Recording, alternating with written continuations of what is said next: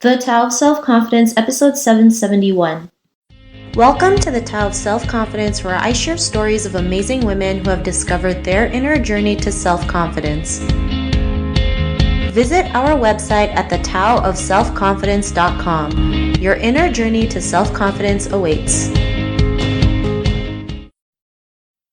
Well, hello, friend. Welcome to the Tao of Self-Confidence, where I share stories of amazing women who have discovered their inner journey to self-confidence. I'm your host today, Sheena Yap Chan, and today I have an amazing lady on the show today. She's the head of AWS Data Protection and also the CEO of Advancing Women in Product. And I'm really excited to have her on and share her story with us today on self-confidence. So without further ado, I'm going to introduce you to Nancy Wang. Nancy, how are you today? Maybe you can fill in a little bit more about yourself to the listeners. Yeah, sounds great. Thank you so much, Sheena, for doing this, giving me this opportunity to address your community. As you probably heard from Sheena's intro, I lead product management for a core team at Amazon Web Services. So very focused on cloud computing and especially data protection and security for our largest enterprise customers. And then one aspect I'm super passionate about outside my full-time job is advancing women. And that's not just women in product, as you can probably tell from the organization's name, but also advancing women in engineering and really any technical discipline. Because if you look at the broader landscape of tech, whether it's startups or larger companies, technical roles often are not well represented, and I'd like to understand why. So what Advancing Women in Product, or AWIP, tries to solve is bridging that gap for pathway rather than pipeline. There's so many great organizations out there like Girls Who Code or Girls in Tech that target hiring more junior professionals, but what we see often is such a huge drop-off between individuals with, let's say, 10 years of experience and individuals who attain their first leadership or executive role. And part of what we do as an organization is also host skills-based training workshops that focus on not just skills you need to succeed as an individual contributor, but also as you grow into a leadership role, what are some of the, for example, M&A strategies or team development strategies that you'll need to keep in mind. And so today, after founding the organization in 2017, AWIP is now alive in San Francisco, Seattle, Boston, New York, Paris, with presence in London, Berlin, and we're also really excited to announce new chapters in Southeast Asia coming in 2020. Awesome. Well, thanks for sharing that. And Nancy, what's your cultural background? Yeah, so I was born in mainland China and came over with my parents at a young age. So when I was about 6 years old, my father was a postdoc at Cornell University. And so really from an early age, I played with his lab tools. I played with his engineering spectrometer and really grew that love of building things, being inquisitive. And really that's the experience that I encourage a lot of immigrants to do, is get to really know what are you interested early on. Thanks for sharing that. And Nancy, what'd be your favorite self-confidence quote? That's a great question, Sheena. It's so difficult to choose from because I have had a lot of amazing mentors, both men and women, who've helped me along the way. And I would have to say maybe a line from Nelson Mandela when he was fighting great adversity in his years getting independence for South Africa is, let your light shine, because it encourages others to let their lights shine. And that's so true in today's world, especially if you're a woman in a technical discipline, because it can seem very daunting if the ratio of you to people who don't look like you or you don't identify with can sometimes be 1 to 10, 1 to 8, right? Is you have to really be yourself. And that's where, I've done quite a few talks on this, is authentic leadership, right? Is you don't try to outfit yourself into someone you're not just to fit a role. The hard part about being a leader is how to make the role fit you, right? And so I work with quite a few emerging women leaders on this aspect. Thanks for sharing that great quote. And in your own words, how do you define self-confidence? Self-confidence is the ability to trust yourself. Right? Trust is super important because it's not just, do you trust your colleague to get something done? But if you really trust yourself, even if something can seem really hard or you really can't see the light at the end of the tunnel at that point, you trust yourself to figure it out and get there. And that's what I see as a common theme among the most successful leaders, whether they're male or female, is that they'll trust themselves to get there, to get to the next step. And look, even if it doesn't happen overnight or even within the next year, they have enough belief and strength in themselves to keep on going. Thanks for sharing that great definition. I totally agree. I know sometimes as women, especially Asian women, we always tend to second guess ourselves or like overanalyze everything. But the more we can just trust in ourselves, regardless what happens, because sometimes we won't get it right the first time, the second time, or the 100th time. We have that ability to keep going and know we'll figure it out along the way. So thanks for sharing that great definition. And Nancy, what was your life like before you discovered self-confidence? Yeah, I would say having gone through roles and in which, I definitely felt like one of the out group, right? That I wasn't part of the majority group. It was hard, right? But I feel like what got me through was the help of really strong female mentors. So for example, one of the reasons core reasons I attribute AWIP's success because to grow a nonprofit organization that has no full-time employees.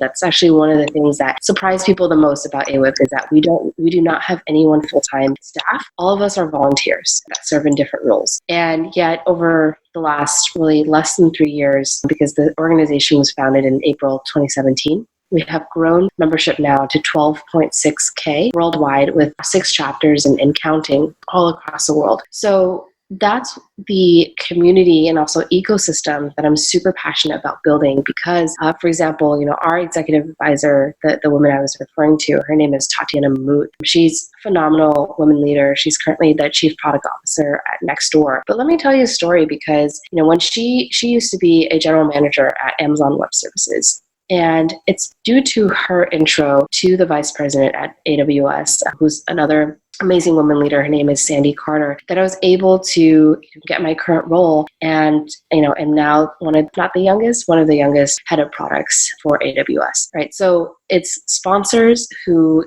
give opportunity and open doors, right? Still, obviously, you have to earn your way there, earn your stripes and impress, right, the committee. But it's really important who opens that door for you. And I write a lot about this, for example, in my Forbes Women column, which I'd love to get all of your collective feedback.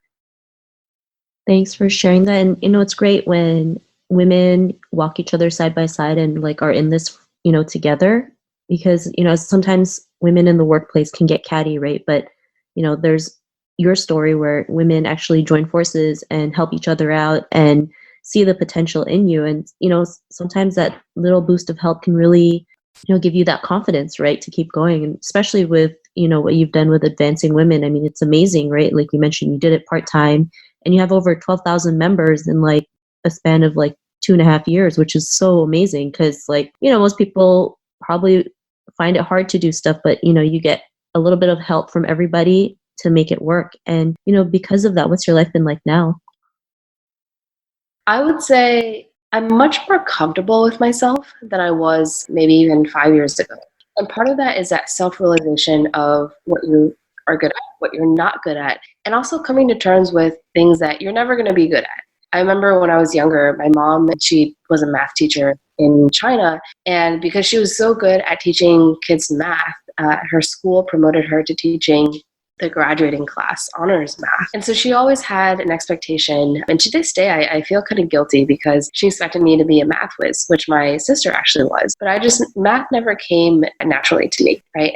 But having kind of that realization, especially now that I've grown into a people manager, I actually started out as a people manager at Google and now, of course, also at Amazon, is understanding what you're not good at so that when you hire people, right, you're self-confident enough to be like, okay, you're better at this than I am. So I'm happy to coach you in other things, but I expect you to drive this. And that really builds the ownership and also confidence of your employees.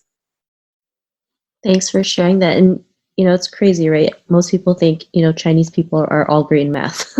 And, it's like, just because, family members good in math doesn't mean you'll always be, right? Like we're all created differently. We all have different skills and talents, but, we can seek the help when we need it. Like you mentioned, you hire people that have the stronger talents that you have, and you can help each other out. And I think, more and more people should be aware of that, right? Like we're all not the same. We all have different skills and talents. We all have something to offer, and we can work with other people to help each other out. So I think that's great that you were able to mention that. And, to the woman who's listening to your episode, she may be in her own journey to self-confidence. What would be that one tip you'd give to her? I would just say, find Actually, one of my most recent articles I wrote about finding your tribe, because I had the recent opportunity to attend the annual Grace Hopper celebration in Orlando, Florida this year as a speaker. It's really important, regardless of what level you're at, right? Whether you're just started work, right, or you're a senior developer, PM, insert X, and you've been working for 5 or 10 years, right? Or you're, sort of in leadership roles, is really important to find your community that you can connect, share best practices, but also find a sponsor one level up, right? So, finding someone who can open doors for you like mine did to get to that next level is super important. And so that's what I really recommend. And also, again, I feel like in these days, no one ever wants to admit what they're not good at or something that they did wrong. I'll be the first to admit when I screw something up, right? Because it's really important to be honest, not just with yourself, but when others see that you're very genuine, authentic, and honest with, like I mentioned, things you're good at, things you're not good at, and things that you'll never be good at. That's when you start actually building trust with not just your team, but also your peers, and ultimately with the higher ups that, control or rather have a say in how you develop your career. Thanks for sharing those great tips. And I love how you mentioned owning up to your mistakes. Yeah, because, I know growing up, sometimes we feel like we have to be this perfect person, but, we're human. We all make mistakes. And the more we can admit to it, right? I mean, sometimes it's scary to admit it, but honestly, once you do it, people will understand hey, mistakes happen, right? The best we can do is find a solution to fix it and learn from it for future. And it's actually a lot easier when you admit a mistake versus trying to hide it. So I really like that you mentioned that. And if our listeners wanted to get to know a little bit more about you and what you do and check out some of your work, is there any links or social media profiles we can connect with? Yeah, so due to AWIP, I have a pretty active presence on social media, mainly being so if you want to check out other pieces I've written for Mind the Product, I've written for Forbes Women, and that's probably the most predictable place that you can find me because I have a column there, and I usually write about topics like women in leadership or women in tech. But I've also done, for example, more technical pieces, new tech trends that I'm super passionate about, like DevOps, microservices. And so really just encourage you guys I love getting feedback from readers. I love getting questions from readers. So if you guys do, you can always drop me in line at nancy@advancingwomeninproduct.org. Thanks for sharing that. And to our listeners, if you want to connect with Nancy, you can also head on over to the taoofselfconfidence.com and search for Nancy's name. Her show notes will pop up along with everything else that we talked about. And I really just want to thank Nancy today for taking the time to share her story and tips with us on self-confidence. So thank you so much, Nancy. Awesome. Really appreciate you having me on your show. Yeah, I think especially, I'll just close with this. Out of the women I mentor, and whether it's, East Asian or Southeast Asian, I do feel like society has a certain trope that is created for, people like us, right? That we're less outspoken, more ready to go with the flow or go with status quo. And while that definitely has its merits, but I do want to advocate, sometimes it's a squeaky wheel that gets the grease, right? Don't be afraid to speak up. Don't be afraid to ask for things. Like one of the most common requests I get from my community is helping them negotiate job offers, right? And especially the salary portion is so important. I mean, obviously, hopefully no one takes the job purely for the money, but money is important, right? Because sometimes, and a lot of it is society ascribes your pay to your self-worth. And so that's where I encourage a lot of my mentees or community to ask for market value, right? Or even above market value. What's the worst that they can say, right, is no. And I just feel like there's so much hesitation in even them being able to ask that question. And so I just want to see kind of all of us not being afraid to express our own voices and really ask for the things that we care about. Thanks again. And yeah, that's a great tip that you mentioned, especially for women and Asian women. It always feels like shameful if we ask for it, but if we deserve it, why not, right? The worst they could say is no, but at least you went for it versus wondering what if. So thanks for sharing that. And to our listeners, be on the lookout for another new episode of another amazing woman's journey to self-confidence, and we'll talk to you soon. Bye for now. Thank you for tuning in to another amazing episode of the Tao of Self-Confidence. Get your free self-talk tape for building self-confidence by visiting our website at thetaoofselfconfidence.com. Your inner journey to self-confidence awaits.